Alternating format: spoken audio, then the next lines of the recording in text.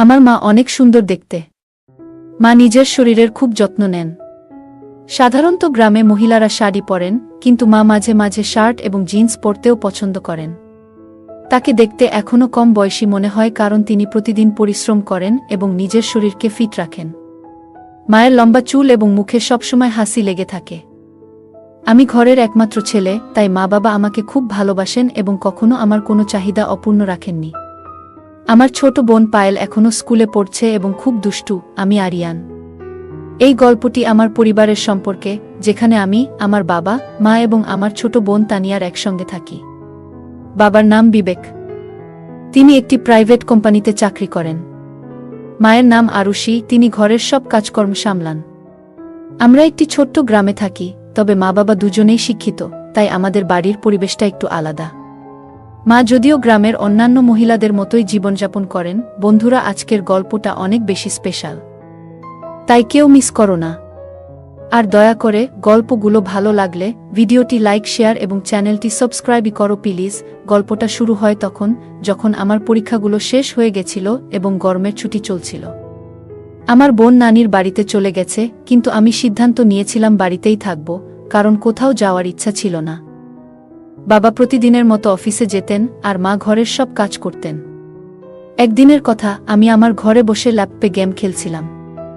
সেদিন বাড়ির কাজের লোকও ছুটিতে ছিল, তাই মা নিজেই সব কিছু সামলাচ্ছিলেন। সেদিন মা রাজস্থানী ঘাঘরা চলি পরেছিলেন, যা তাকে খুব সুন্দর লাগছিল। ঘরে কেউ ছিল না, তাই তিনি ওড়না নেননি। মা প্রথমে রান্নাঘরের কাজ করছিলেন, তারপর আমার ঘরে এলেন হাতে একটি ঝাড়ু নিয়ে। আমি তখন বিছানায় বসে গেম খেলায় ব্যস্ত ছিলাম। মা যখন ঘরে ঢুকলেন, আমার মনোযোগ তার দিকে চলে গেল। আমি দেখলাম মা কতটা মনোযোগ দিয়ে ঘর পরিষ্কার করছেন। তার কপালে ঘামের বিন্দুগুলো চকচক করছিল, কিন্তু তিনি কোনো অভিযোগ করলেন না। যখন তিনি বিছানার নিচে ঝাড়ু দিচ্ছিলেন, তার চুলগুলো মুখের সামনে এসে পড়েছিল। আমি নিঃশব্দে তাকিয়ে রইলাম। মা একবারও আমার দিকে তাকালেন না, তিনি শুধুই নিজের কাজে মগ্ন ছিলেন। আমার মধ্যে একটা অদ্ভুত অনুভূতি কাজ করছিল, তবে আমি তাতে তেমন গুরুত্ব দিইনি। মা যখন সামনে ঝুঁকলেন, আমি লক্ষ্য করলাম তার আচরণে এক ধরনের আত্মবিশ্বাস এবং উজ্জ্বলতা প্রকাশ পাচ্ছে। আমার মনে একটা অস্বাভাবিক অনুভূতি হচ্ছিল, যা তখন পুরোপুরি বুঝে উঠতে পারছিলাম না। গরমের ছুটিতে পরীক্ষা শেষ হয়ে গেছে, আর আমার বোন তখন নানির বাড়িতে। আমি বাড়িতেই ছিলাম, আর বাবা তার কাজের জন্য বাইরে ছিলেন। মা ঘরের কাজকর্ম সামলাচ্ছিলেন, এবং সেদিন তিনি একটি হালকা ঘাঘরা পরেছিলেন। যেহেতু বাড়িতে কেবল আমি ছিলাম, তিনি ওড়না নেননি। কিছুক্ষণ নীরব থাকার পর মা হঠাৎ আমার দিকে তাকিয়ে বললেন, শোনো তো, একটু উঠে বিছানার চাদরটা ঠিক করে দাও। মা বললেন, ঠিকঠাক করে নিতে দাও, তারপর তোমার গেম খেলো। আমি তাড়াতাড়ি অন্য দিকে তাকানোর ভান করলাম এবং উঠে বাথরুমের দিকে চলে গেলাম। বাথরুমে পৌঁছানোর পর আমার মনে নানা ধরনের প্রশ্ন আসতে শুরু করল। আমার মনে হলো, হয়তো মা আমাকে তাকিয়ে থাকতে দেখে ফেলেছেন। আমি একটু ভয় পেলাম, ভাবতে লাগলাম, যদি মা সত্যিই আমাকে দেখে থাকেন, তাহলে তিনি কি ভাববেন। আমি বিভ্রান্ত ছিলাম, বুঝতে পারছিলাম না যে আমার যা অনুভব হচ্ছে তা ঠিক না ভুল। কিছুক্ষণ বাথরুমে ভাবার পর আমি আবার ঘরে ফিরে এলাম, কিন্তু এখন আর মোবাইলে গেমে মন বসাতে পারছিলাম না। মনের মধ্যে অদ্ভুত সব চিন্তা ঘুরপাক খাচ্ছিল। মা তখন বিছানার চাদর ঠিক করে রান্নাঘরে চলে গেলেন। আমি ভাবলাম হয়তো মা কিছু বুঝতে পারেননি, কিন্তু আমার হৃদস্পন্দন তখনও জোরে চলছিল। আমি ল্যাপটপ বন্ধ করে মোবাইল নিয়ে টাইম পাস করার চেষ্টা করতে লাগলাম, কিন্তু মন তখনও অস্থির ছিল। একদিন হঠাৎ আমার মোবাইলে একটি নোটিফিকেশন এলো, এবং আমি সেটি খুলে দেখলাম। সেখানে বিভিন্ন ধরনের গল্পের তালিকা ছিল, যার মধ্যে একটি গল্প মা ও ছেলের সম্পর্কের ভিত্তিতে লেখা। কৌতূহলবশত আমি সেই গল্পটি পড়তে শুরু করলাম, যেখানে একটি ছেলে তার মায়ের সাথে কিছু সুন্দর সময় কাটানোর অভিজ্ঞতা শেয়ার করছে। গল্পটি পড়ার পর আমার মনেও কিছু চিন্তা আসতে শুরু করল। আমি ভাবলাম, কেন না আমিও মায়ের জন্য কিছু বিশেষ কিছু করার চেষ্টা করি। কিছুক্ষণ পরে আমি বাথরুমের দিকে চলে গেলাম। কিছুক্ষণ পর আমি বাথরুম থেকে বেরিয়ে এলাম। কেন যেন একটু অদ্ভুত লাগছিল, কিন্তু সেটা বুঝতে পারছিলাম না। বাইরে এসে দেখি মা রান্নাঘরে দাঁড়িয়ে রান্না করছেন। আমি ধীরে ধীরে ফ্রিজ থেকে পানির বোতল বের করতে করতে মাকে দেখছিলাম। তিনি রান্নায় পুরোপুরি মনোযোগ দিয়েছিলেন এবং পেছন ঘুরে দাঁড়িয়েছিলেন, তাই আমার দিকে খেয়াল করেননি। তার মুখে সেদিন কিছুটা ক্লান্তির ছাপ ছিল, তবে সেই ক্লান্তির ভেতরেও এক ধরনের প্রশান্তি ফুটে উঠছিল। দেখে মনে হচ্ছিল তিনি কাজটা আন্তরিকভাবে করছেন। হঠাৎ মা পেছন ফিরে আমার দিকে তাকিয়ে বললেন, কি রে আরিয়ান, কি হলো? কি দেখছিস? আমি একটু হতবাক হয়ে গেলাম, কিন্তু পরিস্থিতি সামলে নিয়ে বললাম, কিছু না মা, আমি শুধু দেখছিলাম তুমি কত পরিশ্রম করো, সকাল থেকে রাত পর্যন্ত কষ্ট করছো। এটা শুনে মা খুব খুশি হলেন, তার চোখে আনন্দের ঝিলিক ফুটে উঠল। তিনি বললেন, হ্যাঁ বাবা, এসব তো করতে হয়, কিন্তু তোর মতো ছেলে থাকলে সব কাজ সহজ মনে হয়। তারপর মা মুচকি হেসে বললেন, কিছু বছরের মধ্যেই তোর বউ আসবে আমার কাজে সাহায্য করতে। মা এটা বলতেই হাসতে শুরু করলেন, আর তার হাসি আমার মনটা ভরে দিল। এতটুকু বলেই আমি আবার নিজের কাজে মন দিলাম। আমি তখন নিজের বেডরুমে চলে গেলাম, আর মাথায় নানা রকম চিন্তা ঘুরতে লাগলো। ভাবছিলাম, মা কি বুঝতে পেরেছিলেন যে আমি তাকে দেখছিলাম আর কি ভাবছিলাম? এমন ভাবতে ভাবতে কয়েকটা দিন কেটে গেল, আর আমি উপলব্ধি করলাম যে শুধু তাকিয়ে থাকা যথেষ্ট নয়, কিছু পরিকল্পনা করতে হবে। এই ভাবনাগুলোর মধ্যে দিয়েই সন্ধ্যা হয়ে গেল, আর বাবা অফিস থেকে ফিরে বললেন যে কাজের জন্য তাকে 10 দিনের জন্য বিদেশ যেতে হবে। এটা শুনে আমার মনে ভীষণ আনন্দ হল, যদিও বাইরের দিকে শুধু মাথা নেড়ে সম্মতি জানালাম। 3 দিন পর বাবার যাত্রা ছিল, আর আমি ঠিক করেছিলাম যে এই 10 দিনের মধ্যেই যা করার করতে হবে, কারণ পরে হয়তো এমন সুযোগ আর আসবে না। এরপর পরের দিন ছিল মঙ্গলবার। বাবা বিদেশ যাওয়ার জন্য প্রস্তুতি নিচ্ছিলেন, তাই কিছু কেনাকাটা করতে হবে। মা আর বাবা শপিংয়ের জন্য বেরোনোর সময় আমাকে জিজ্ঞেস করলেন, তুই আসবি? আমি না বলে দিলাম, বললাম, তোমরা যাও, আমি মোবাইলে গেম খেলবো বাসায় থেকে। তারা বেরিয়ে যাওয়ার পর আমি দরজা বন্ধ করে দিলাম, আর সরাসরি তাদের বেডরুমে গেলাম। বেডরুমে গিয়ে আমি আলমারি খুলে কিছু খুঁজতে লাগলাম, যদি কোনো ভালো আইডিয়া পাওয়া যায়। খুঁজতে খুঁজতে হঠাৎই আমার চোখে মায়ের লিপস্টিক আর বডি স্প্রে পড়ল। আর একটু খুঁজতেই মায়ের কিছু পোশাক দেখতে পেলাম। তাদের মধ্যে একটা লাল রঙের 1 পিস ড্রেস পেলাম, যেটা দেখে আমি ভাবতে লাগলাম, মা এই পোশাকটা পরে কতটা সুন্দর লাগবে। আমি তখন লাল রঙের 1 পিসটি হাতে নিয়ে ভাবতে লাগলাম, মা এই পোশাকে কেমন লাগবে। কিছুক্ষণ এমন ভাবতে ভাবতে আমি আলমারির সমস্ত কাপড় গুছিয়ে রাখলাম। তবে বেডরুমে মায়ের ছবিটা দেখে আবারও এক ধরনের অদ্ভুত অনুভূতি হতে লাগল। তখন আমি মনে মনে সিদ্ধান্ত নিলাম যে শুধু ভাবার মধ্যে আটকে থাকলে চলবে না, কিছু একটা করতেই হবে।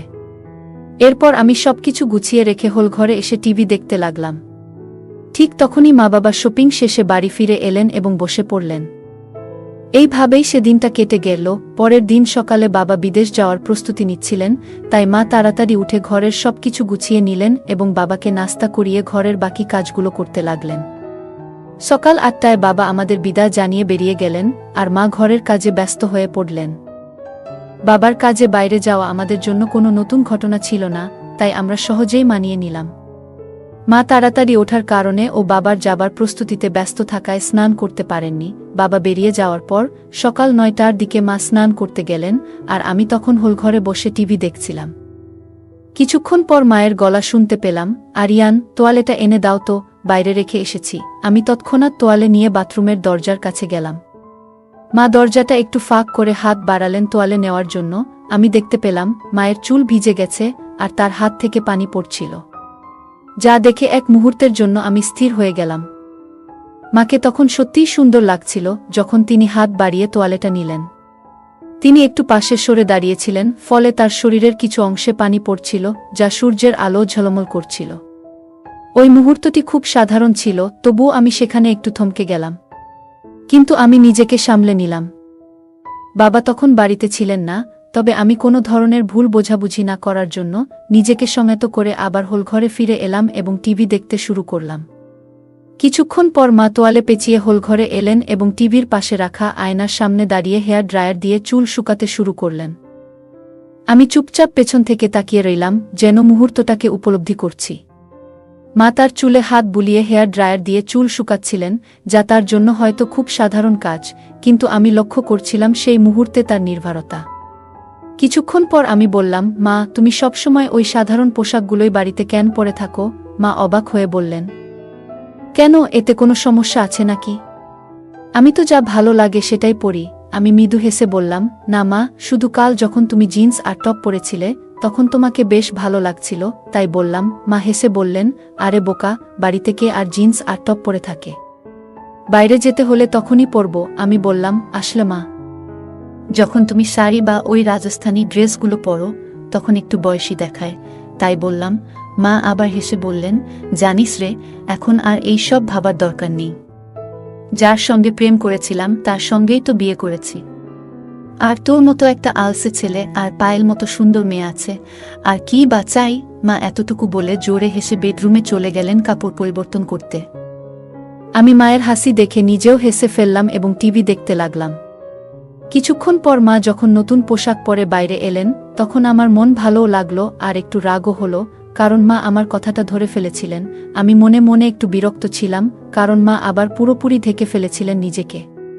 মা হল ঘরে এসে বললেন, এখন কেমন লাগছে আমাকে? আমি অবাক হয়ে বললাম, এখন তো তুমি ঠিক আমার বয়সী মেয়ের মতোই লাগছো। মা হাসতে হাসতে বললেন, আরে পাগল, তোর আর আমার মধ্যে 20 বছরের পার্থক্য, আমি কিভাবে তোর বয়সের হতে পারি? আমি তখন কি বলবো বুঝতে পারছিলাম না, কিন্তু কিছু একটা তো বলতে হবে, তাই বললাম, আরে মা, আমাদের বয়সের পার্থক্য তো আমরা জানি, কিন্তু বাইরে তো কেউ জানে না। যদি আমরা একসঙ্গে বাইরে ঘুরতে যাই, তাহলে সবাই ভাববে যে আমরা গার্লফ্রেন্ড বয়ফ্রেন্ড। এতটুকু বলে আমি ইচ্ছে করে থেমে গেলাম মায়ের প্রতিক্রিয়া দেখতে।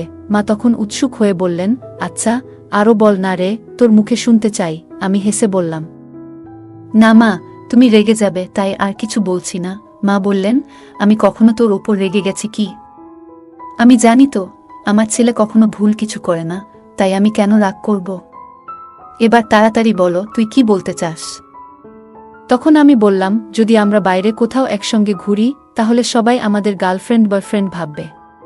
কিন্তু তোমার গলায় যখন মঙ্গলসূত্র থাকবে, তখন তারা আমাদের স্বামী স্ত্রীও মনে করতে পারে। এই কথা শুনে মা হেসে উঠলেন জোরে জোরে। তারপর মা হাসতে হাসতে আমার দিকে তাকিয়ে বললেন, তুই তো পুরো দুষ্টু হয়ে গেছিস।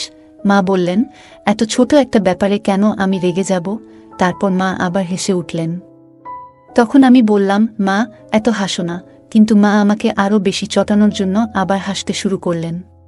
আমি মজা করে মাকে একটু ধমক দেওয়ার জন্য তার দিকে দৌড়ালাম, আর মা তখন হেসে কিচেনে চলে গেলেন।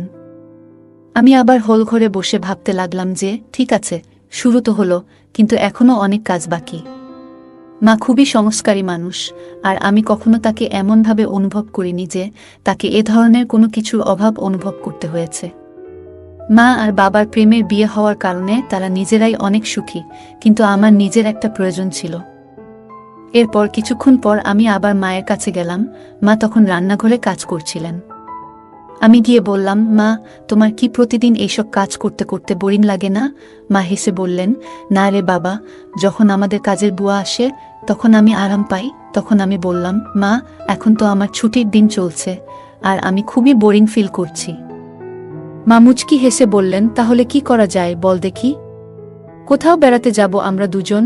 আমি বললাম, হ্যাঁ মা, অবশ্যই যাব। তবে বাবা বাড়ি ফিরলে তখনই যাওয়া হবে। মা বলল, তুমি এখন কি করবে? আমি বললাম, আমার একটা মজার খেলা জানা আছে, যদি তোমার আপত্তি না থাকে তাহলে খেলতে পারি। মা বলল, ল্যাপটপে গেমস খেলার কোনো আগ্রহ নেই আমার। অন্য কিছু বলো। আমি হেসে বললাম, না মা, ল্যাপটপে না। তখন মা বলল, ও আচ্ছা, ঠিক আছে, কোনো খেলা?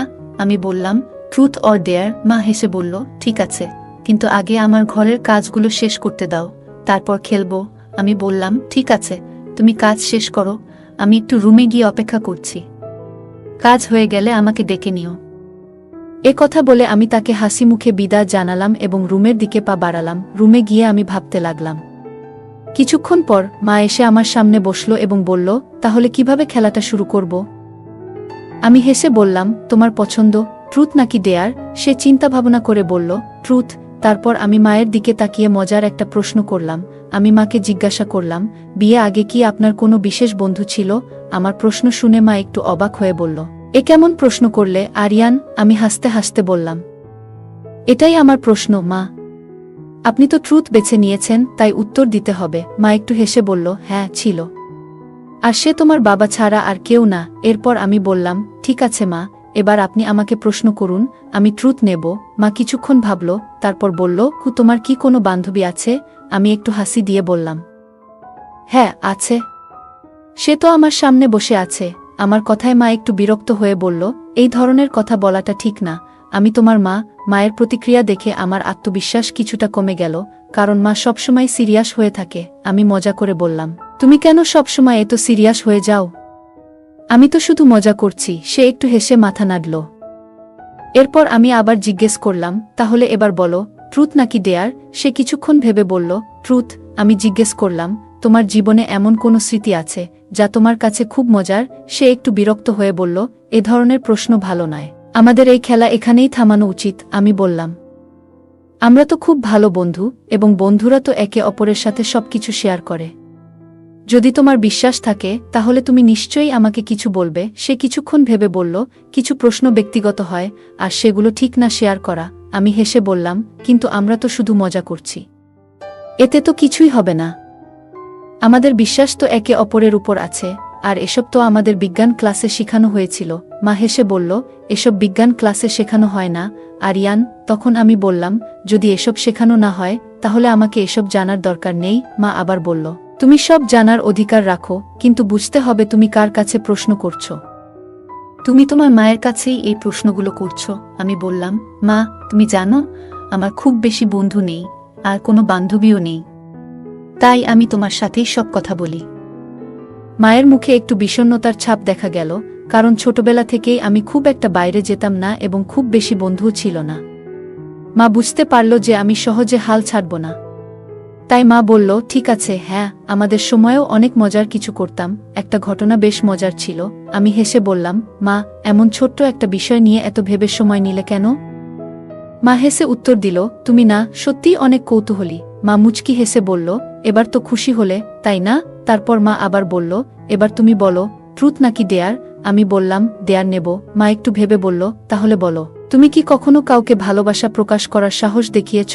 আমি মৃদু হেসে বললাম, না, তবে যদি কেউ তোমার মতো আন্তরিক আর মিষ্টি হয় তাহলে হয়তো করতাম। মা মজার ছলে বলল, এই তো একটু আগেই বললে আমি তোমার প্রিয় বন্ধু, আর এখন বলছো অন্য কেউ হলে প্রকাশ করবে। আমি হাসি দিয়ে বললাম, তাহলে কি তোমার সাথে মজার ছলে কিছু বলতে পারি? মা হাসি মুখে বলল, ঠিক আছে, মজার কিছু বলো। আমি মজা করে বললাম, গালে নয়, বরং একটা মজার কথা শেয়ার করি। মায়ের প্রতিক্রিয়া দেখে বুঝতে পারলাম হয়তো আমি একটু বেশি মজা করে ফেলেছি। মা একটু বিরক্ত হয়ে আমাকে শাসন করলেন। আমি তৎক্ষণাৎ পরিস্থিতি শান্ত করার চেষ্টা করলাম। মায়ের মেজাজ একটু স্বাভাবিক হলে আমি বললাম, ঠিক আছে মা, আমি তোমার কথা শুনব। মা বললেন, এইবার আর কোনো রকম মজা করো না। আমি মায়ের সামনে গিয়ে শান্তভাবে দাঁড়িয়ে রইলাম, তারপর একটুখানি হাসি মুখে মায়ের প্রতি শ্রদ্ধা ও ভালোবাসা প্রকাশ করলাম। এরপর আমরা দুজনেই হেসে উঠলাম। সেই সময় আমি উপলব্ধি করলাম যে মজা করার সময়ও কিছু সীমা থাকা প্রয়োজন, যা মা আমাকে সুন্দরভাবে বুঝিয়ে দিলেন। আমাদের সম্পর্কটা আরও গভীর হল, আর আমরা বুঝতে পারলাম পারস্পরিক সম্মান ও শ্রদ্ধার গুরুত্ব।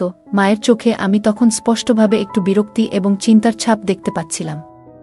তিনি আমাকে খুব ভালোবাসার সাথে বললেন, আরিয়ান, কিছু মজা ঠিক আছে, কিন্তু মা ছেলের সম্পর্কেরও কিছু সীমা আছে। আমাদের সেই সীমা অতিক্রম করা উচিত নয়। মায়ের কথা শুনে আমি বুঝতে পারলাম যে আমার আচরণে মায়ের মন কষ্ট পেয়েছে। আমি সঙ্গে সঙ্গে মায়ের কাছে ক্ষমা চাইলাম এবং প্রতিশ্রুতি দিলাম যে এমন কোনো মজা আর কখনো করব না, যাতে আমাদের সম্পর্কে কোনো দূরত্ব তৈরি হয়। মা আমার ক্ষমা গ্রহণ করে আমাকে জড়িয়ে ধরলেন এবং বললেন, বাবা, আমি সবসময় তোমার বন্ধু থাকব, কিন্তু মনে রাখতে হবে আমাদের সম্পর্কের কিছু সীমা আছে। আমি মায়ের দিকে তাকিয়ে বললাম, হ্যাঁ মা, আমি বুঝতে পেরেছি। আমি আপনাকে আর কখনো কষ্ট দেব না। এরপর আমরা দুজনেই আবার হাসি মুখে সাধারণ আলাপ শুরু করলাম। মা আমাকে পরামর্শ দিলেন যে আমার বন্ধুদের সঙ্গে বেশি সময় কাটানো উচিত এবং জীবনের সম্পর্কের মর্যাদা এবং সম্মান বজায় রাখা অত্যন্ত জরুরি। এই কথোপকথন আমাকে শেখালো যে মজারও কিছু সীমা থাকে, আর সম্পর্কগুলোতে পারস্পরিক সম্মান এবং বোঝাপড়া খুবই গুরুত্বপূর্ণ। শেষে আমরা একে অপরের সঙ্গে হাসি মুখে ট্রুথ আর ডিয়ার খেলা শেষ করলাম এবং প্রতিজ্ঞা করলাম যে আমাদের মধ্যে বন্ধুত্ব এবং ভালোবাসা সবসময় অটুট থাকবে। গল্পটি আমাদের পরিবার, সম্পর্কের মূল্য এবং সামাজিক আদর্শ নিয়ে গভীরভাবে চিন্তা করার সুযোগ দেয়, যদিও কিছু দিক অনৈতিকতার দিকে ইঙ্গিত করতে পারে। এটি শিক্ষণীয় অভিজ্ঞতা হিসেবেও দেখা উচিত। গল্পটি সঠিক ও ভুলের পার্থক্য বুঝতে শেখায় এবং পরিবারের সম্পর্কগুলোকে শ্রদ্ধা ও মর্যাদা দিয়ে মূল্যায়নের গুরুত্ব তুলে ধরে। গল্পের কেন্দ্রীয় চরিত্র আরিয়ান কিশোর বয়সে শারীরিক ও মানসিক পরিবর্তনের মধ্য দিয়ে কিছু ভুল ধারণা পোষণ করতে শুরু করে।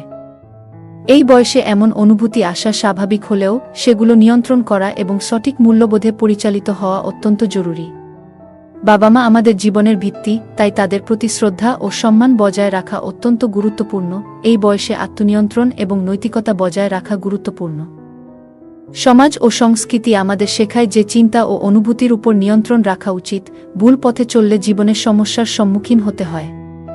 ইতিবাচক পথে মনোযোগ দিতে সৃষ্টিশীল কাজ বা খেলাধুলায় নিজেকে ব্যস্ত রাখা শ্রেয়। গল্পটি আমাদের সতর্ক করে যে মূল্যবোধ এবং নৈতিকতা মেনে চলা প্রয়োজন, কারণ ভুল চিন্তা ও আচরণ আমাদের এবং আমাদের পরিবার ও সমাজের উপর নেতিবাচক প্রভাব ফেলে।